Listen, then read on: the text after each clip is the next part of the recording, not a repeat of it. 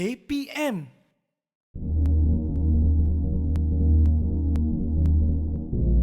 Bismillahirrahmanirrahim. Assalamualaikum warahmatullahi wabarakatuh. Dan salam sejahtera. Saya Dr. Ahmad Rustam bin Mazin. Terima kasih kerana bersama dengan saya sekali lagi pada minggu ini. Pada minggu ini kita akan membincang sesuatu yang santai-santai je. Sesuatu yang tidak ada berkaitan dengan masalah penyakit mental, tetapi sesuatu yang kita rasa amat penting untuk anak-anak kita, iaitu tentang keyakinan diri. Sudah tentu dalam konteks zaman sekarang, tuan-tuan dan puan, kita sentiasa risaukan masa depan anak-anak kita, bagaimana mereka nak berhadapan dengan dunia mereka pada satu hari nanti, bagaimana mereka nak berhadapan dengan cabaran-cabaran yang ada sekarang, bagaimana mereka nak berhadapan dengan demands ataupun keperluan-keperluan ataupun kita panggil sebagai apa yang dimahukan daripada anak-anak kita oleh society, oleh masyarakat, oleh sekolah, oleh diri kita sebagai ibu bapa sekalipun, dan macam-macam lagi cabaran-cabaran yang terpaksa anak-anak kita hadapi. Dan ini sudah tentu menimbulkan pelbagai bentuk kegusaran ataupun kerisauan di kalangan hati kita sebagai ibu bapa, kerana kita pun tak pasti sama ada anak-anak kita ini mempunyai keyakinan diri yang cukup bagus, jati diri yang cukup baik, ataupun kita panggil sebagai kekuatan diri yang cukup kuat untuk berhadapan dengan pelbagai cabaran ini. Jadi hari ini apa yang doktor nak bincangkan adalah berkaitan tentang keyakinan diri anak-anak kita. Jadi sebelum doktor pergi jauh, izinkan doktor untuk menerangkan apa itu keyakinan diri. Bila kita bercakap tentang keyakinan diri, ini adalah satu bentuk tanggapan yang ada pada diri seseorang individu itu oleh individu itu sendiri. Ini bukan tanggapan orang lain kepada individu tersebut, tetapi adalah tanggapan individu tersebut pada dirinya sendiri. Dan orang yang mempunyai keyakinan diri yang baik, mereka tidak ada kegusaran tentang apa yang orang lain capai. Satu. Yang kedua adalah mereka tidak rasa cemburu, iri hati, rasa dengki, rasa segala bentuk perasaan negatif terhadap orang lain di atas pencapaian yang mereka ada. Yang ketiga adalah mereka tidak ada masalah dengan apa yang mereka lakukan, kerana mereka yakin bahawa mereka sentiasa melakukan yang terbaik.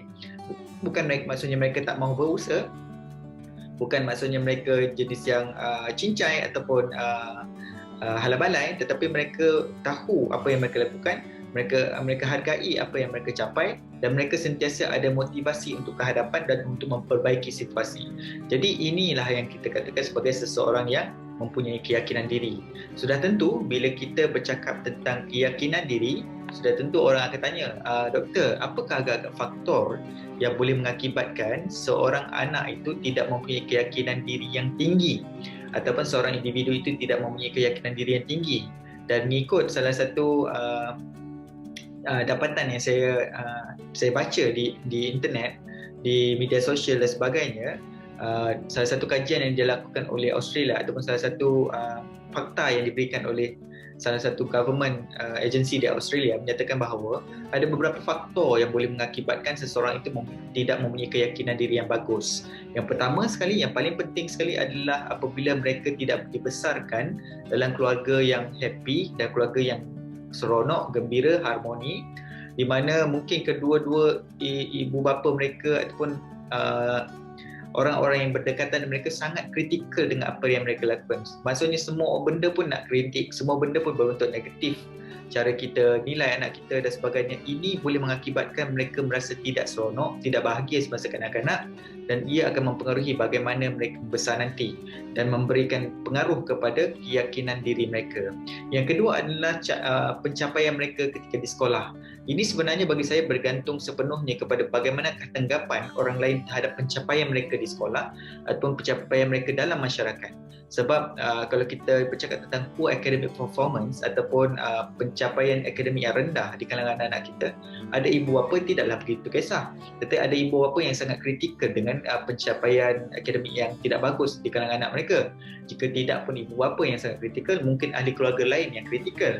Jika tidak ahli keluarga yang lain yang kritikal, mungkin guru pun kritikal. Tetapi saya tak rasa macam guru begitu kritikal terhadap performance ataupun pencapaian akademik anak-anak. Lebih kepada keluarga dan orang-orang yang terdekat dengan mereka yang tidak memberikan sokongan ataupun dokongan ataupun sedikit rasa tenang kepada anak-anak mereka apabila berhadapan dengan keputusan yang tak bagus, dan ini sebenarnya mengakibatkan mereka tidak confident atau tidak yakin diri apabila mereka membesar. Sebab dengan keputusan yang tak bagus, dengan perasaan mereka yang tak okey, dengan keputusan yang tak bagus tu, dengan tanggapan orang di luar lagi. Jadi dia macam bertimpa-timpa. Lain-lain sudah tentu sebagai contoh adalah masalah-masalah stres yang ongoing ataupun sentiasa berlaku dalam keluarga. Sebagai contoh perpecahan dalam keluarga, pergaduhan, masalah kewangan dan sebagainya yang mengganggu tumpuan ataupun perasaan mereka ataupun kekuatan mereka untuk mencari identiti diri, dan ini semua boleh mengakibatkan masalah kepada mereka juga. Jadi ini adalah beberapa perkara yang boleh mengakibatkan anak-anak kita mungkin tidak confident ataupun tidak yakin diri. Apa lagi masalah-masalah yang boleh mengakibatkan anak-anak kita tidak yakin diri adalah anak-anak yang memang ada personality trait ataupun ciri-ciri personality yang mungkin sedikit kita panggil sebagai cenderung untuk berhadapan dengan situasi kurang yakin diri. Contohnya anak kita senyap sangat, mungkin kita agak kritikal dengan anak kita yang terlampau senyap. Anak kita mungkin tak pandai nak bercakap di hadapan, mungkin ada orang yang cuba motivate mereka untuk ke depan tapi mereka tak berani. Bila mereka cuba juga mereka jadi lebih teruk dan sebagainya. Ini semua boleh mengganggu juga.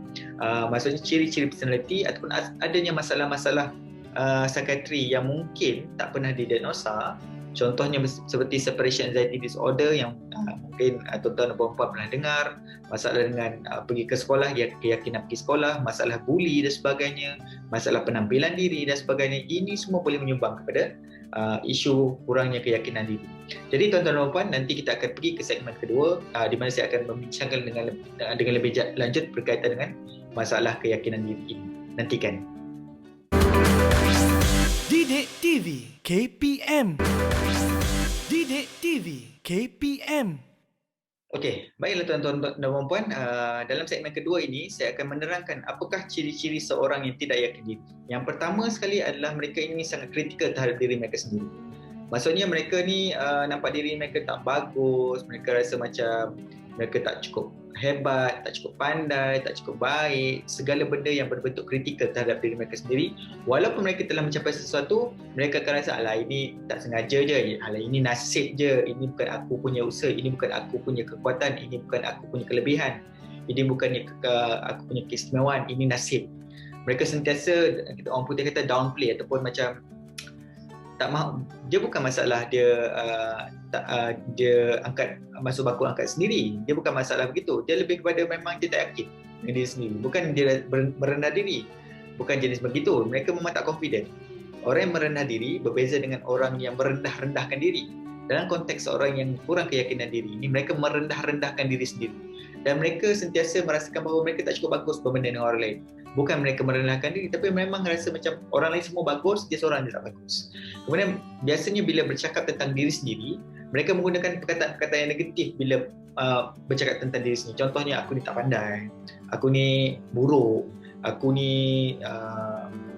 mungkin gemuk, aku ni mungkin terlalu kurus kering dan sebagainya. So mereka menggunakan perkataan-perkataan negatif terhadap diri mereka sendiri. And then kemudiannya mereka selalu bercakap tentang, mereka sentiasa menyalahkan diri sendiri tentang apa-apa saja yang berlaku di luar kaulah mereka, walaupun sebenarnya itu adalah di luar kaulah mereka.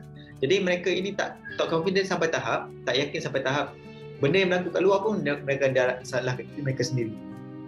Dan even bila orang puji mereka pun, mereka tak rasa macam aku patut dapat pujian itu, sebab dia rasa macam memang aku tak cukup bagus. Jadi bila kita tak yakin diri, tuan-tuan dan puan, apakah impaknya? Impaknya adalah satu, seperti yang doktor dah terangkan tadi, adalah perasaan-perasaan negatif yang tak sewajarnya ada. Sebab perasaan negatif yang tidak dibentuk akan membentuk pelbagai masalah perasaan negatif yang lain.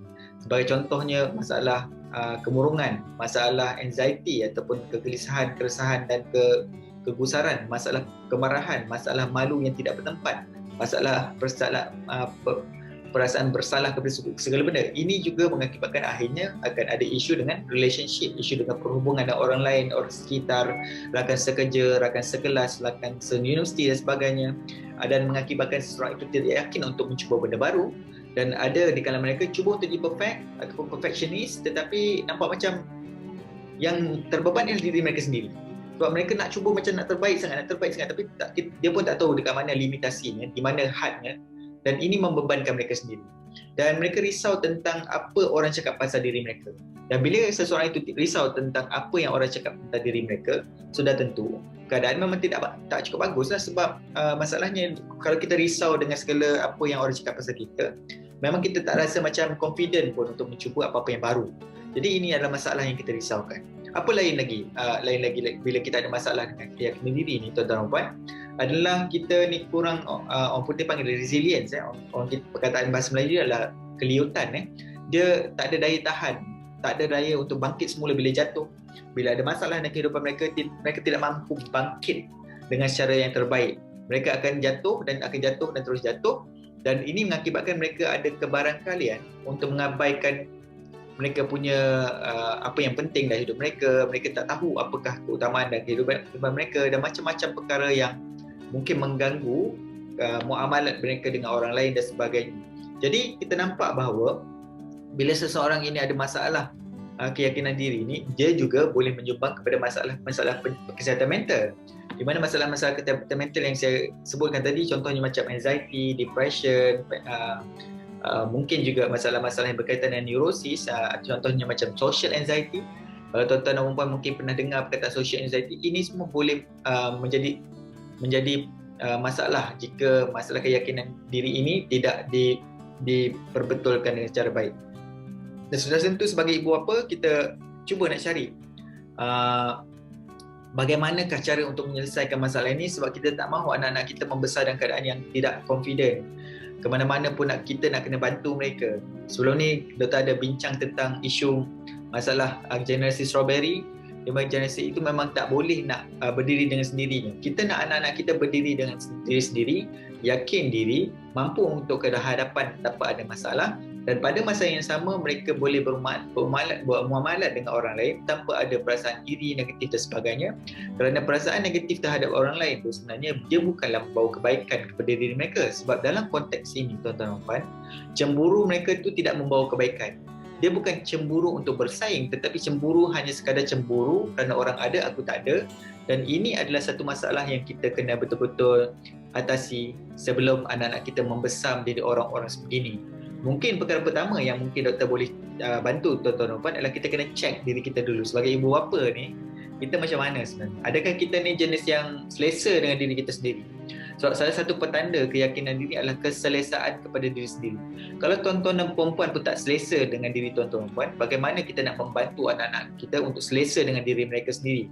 Dan keselesaan tu sudah tentu tuan-tuan dan puan-puan mungkin nak tanya, doktor, selesa tu maksudnya apa? Ikut suka hati aku ke? Tak.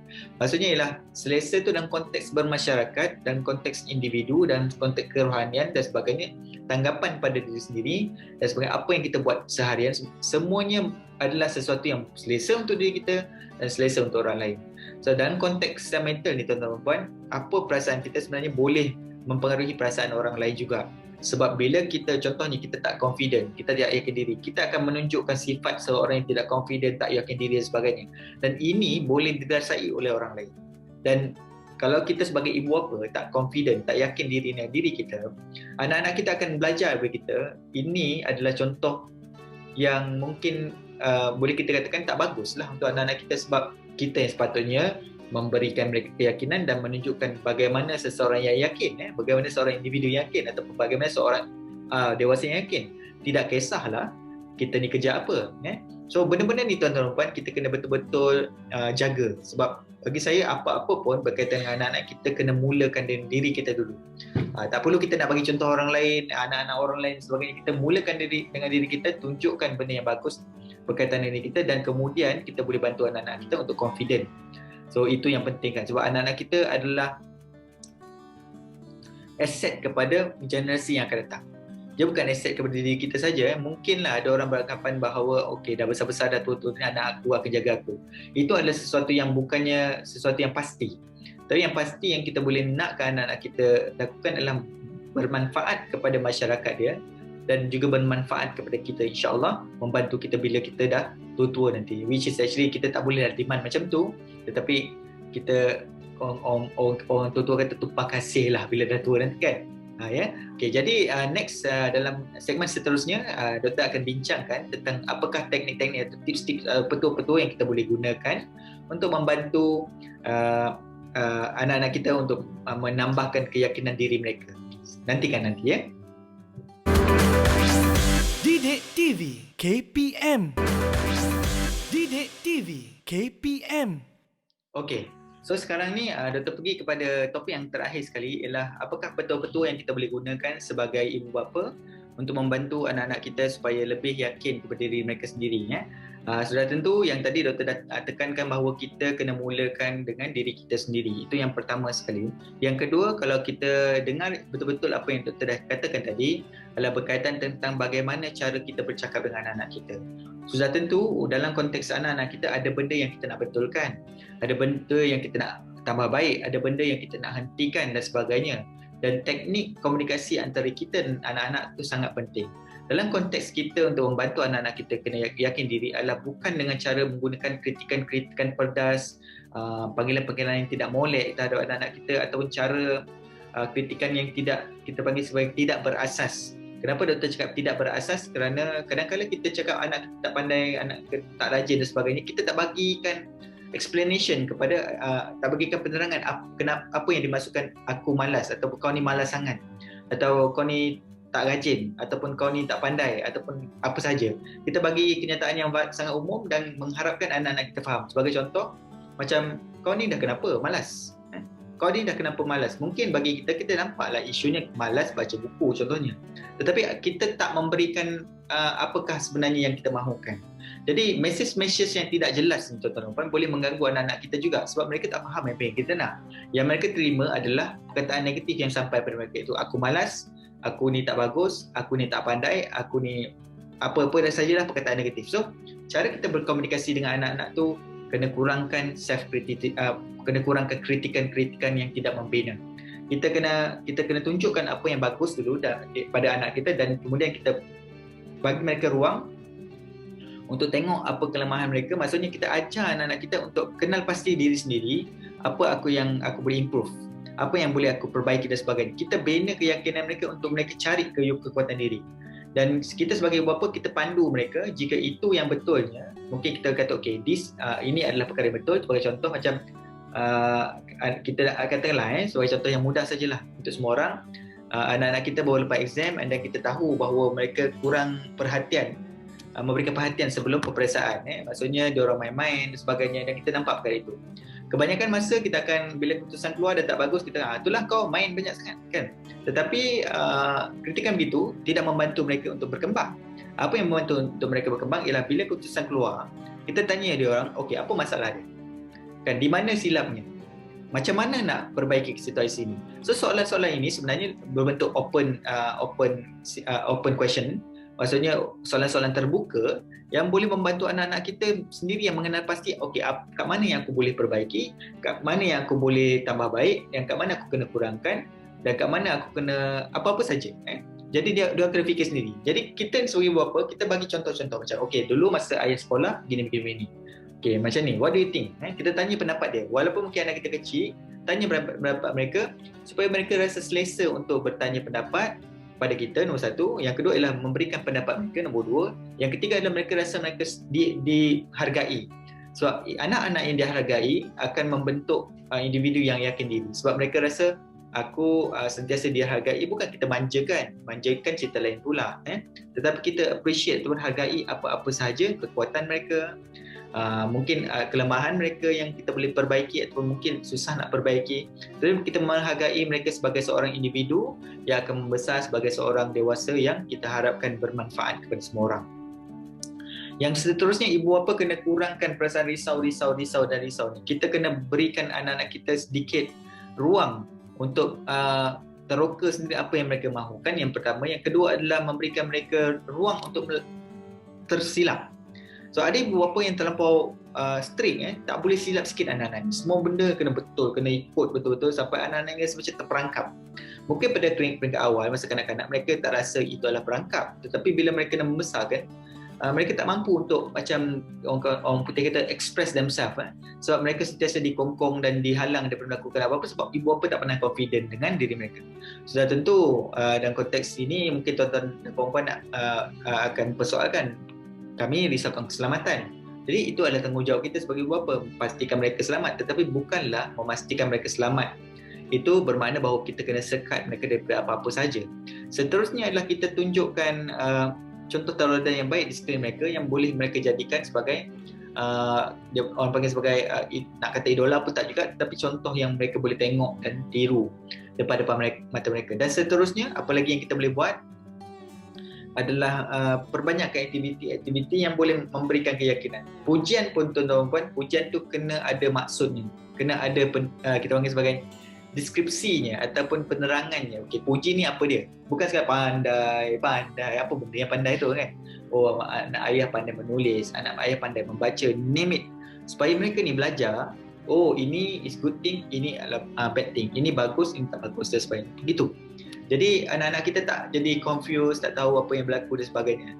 Dan seterusnya, bila kita ada masalah dalam keluarga, terutama di kalangan pasangan dan sebagainya, kurangkan kita punya insiden yang kita tak elok, tak molek tu, komunikasi tak molek tu di depan anak-anak. Sebab macam doktor dah terangkan tadi, salah satu penyebab anak-anak hilang keyakinan diri, kurang keyakinan diri adalah unhappy childhood.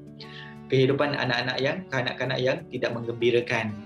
So benda-benda ini memang boleh mempengaruhi mereka. Jadi kalau kita ada masalah dengan pasangan atau siapa saja, elakkan daripada kita menunjukkan kemarahan, pergaduhan, perselisihan, pertelingkahan di depan anak-anak. Supaya mereka ini sentiasa dalam keadaan yang tenang dan aman bila berhadapan dengan kita. Sebab kita nak mewujudkan anak-anak yang yakin diri, bukan anak-anak yang bermasalah macam-macam. Sudah tentu, walaupun doktor berkata begitu, ada je anak-anak yang dibesarkan dan keluarga yang porak-poranda membesar dengan baik. Tetapi jika kita dah tahu sesuatu perkara itu boleh menyumbang kepada masalah, kenapa tidak kita berhentikan dahulu supaya ia menjadi masalah pada masa akan datang. Jadi ini adalah beberapa perkara yang kita boleh kongsi bersama dengan tuan-tuan dan puan hari ini. InsyaAllah kalau ada yang baik tu mungkin kita boleh sama-sama gunakan untuk anak-anak kita supaya anak-anak kita membesar menjadi orang yang yakin, yang confident, yang tidak ada masalah dengan orang lain, tak ada rasa perasaan ujub. Ujub bukannya yakin diri, ujub, takabur dan mungkar itu bukan yakin diri. Tapi anak-anak kita bukan juga orang yang macam terlampau negatif, dengki dan cemburu kepada orang lain dengan cara yang negatif dan sebagainya. Okey, sekali itu saja untuk kali ini. Kita jumpa di lain kali, insyaAllah.